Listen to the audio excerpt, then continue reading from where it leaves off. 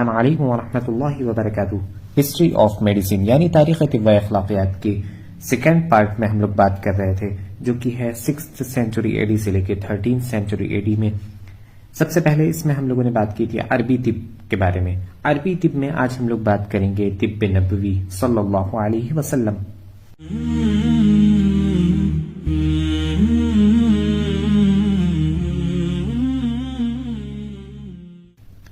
عربی طب میں آج ہم لوگ بات کریں گے طب نبوی کے بارے میں۔ اس کا تعارف دیکھیں گے۔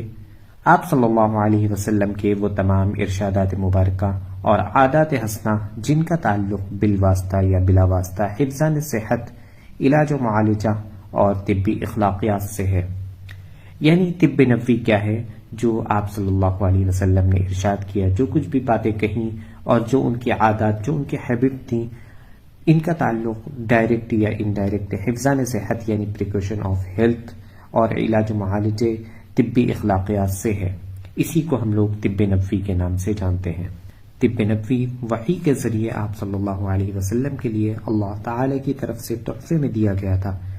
یعنی جو طب نبوی ہے وہ وحی کے ذریعے، وحی جس کے بارے میں پہلی بھی ویڈیو میں بات کی جا چکی ہے کہ اللہ تعالی کی طرف سے ڈائریکٹ کسی چیز کا ذہن میں آ جانا، اس کو وحی کہتے ہیں، جو کہ طب آپ صلی اللہ علیہ وسلم کو اللہ تعالی نے وحی کے ذریعے تحفے میں دیا تھا، جس میں روحانی اور جسمانی صحت کے لیے مکمل ضابطہ موجود ہے۔ ان تمام طبی نسخوں اور حکیمانہ طریقوں کو اپناتے ہوئے رسول کریم صلی اللہ علیہ وسلم نے مختلف بیماریوں کا علاج فرمایا۔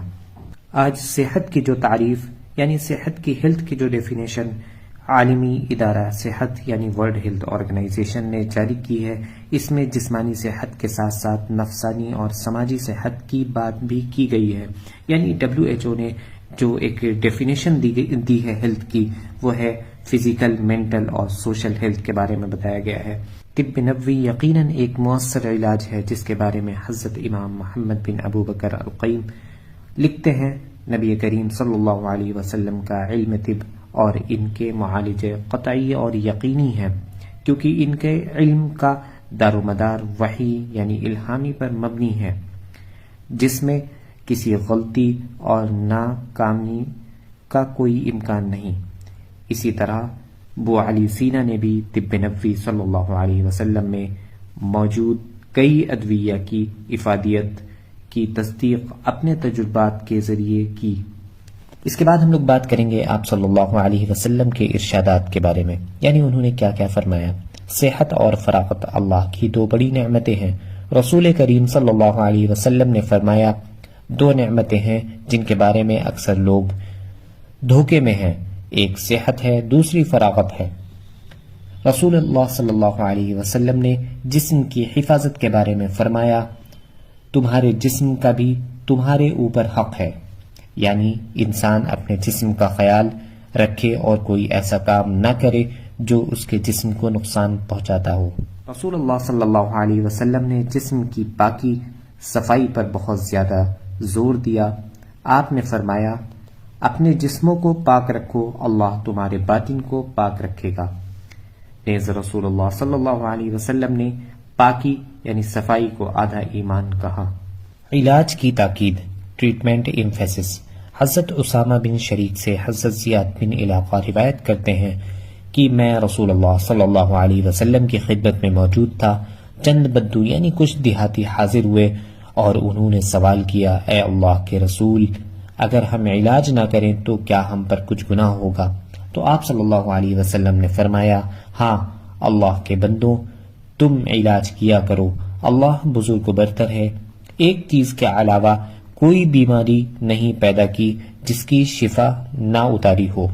صحابہ کرام رضی اللہ عنہم نے عرض کیا، اے اللہ کے رسول، وہ کون سی بیماری ہے جس کے علاوہ کسی بھی مرض کا علاج ہے اور اس مرض کا علاج نہیں؟ آپ صلی اللہ علیہ وسلم نے فرمایا، الحرم، یعنی وہ بڑھاپا ہے۔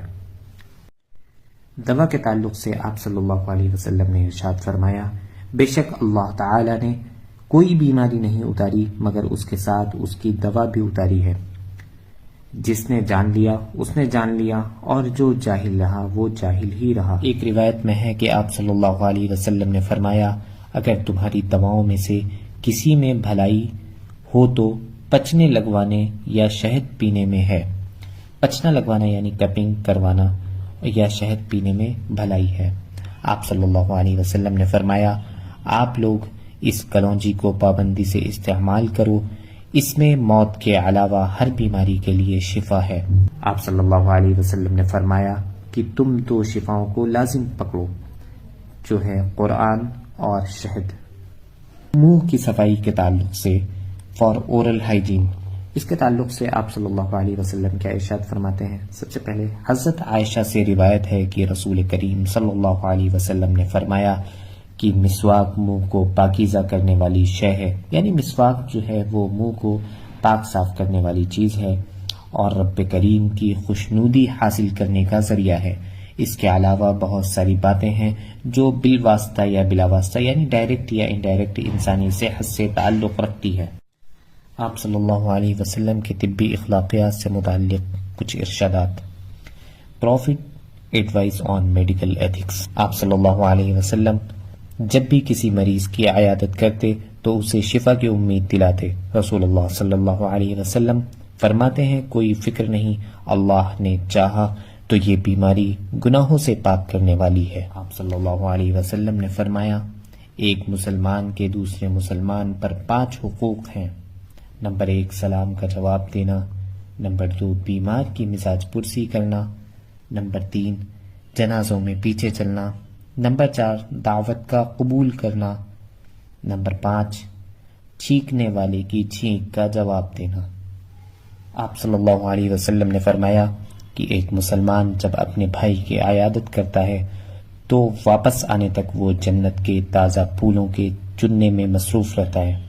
آپ صلی اللہ علیہ وسلم نے فرمایا، جو مسلمان کسی مسلمان کی صبح کے وقت مزاج پرسی کرتا ہے تو شام تک 70,000 فرشتے اس کے لیے دعائے خیر کرتے ہیں، اور اگر شام کے وقت بیمار مزاج پرسی کرتا ہے تو صبح تک 70,000 فرشتے اس کے لیے حق میں دعا کرتے ہیں، اور جنت میں اس کے لیے چنے ہوئے پھولوں کا حصہ ہے۔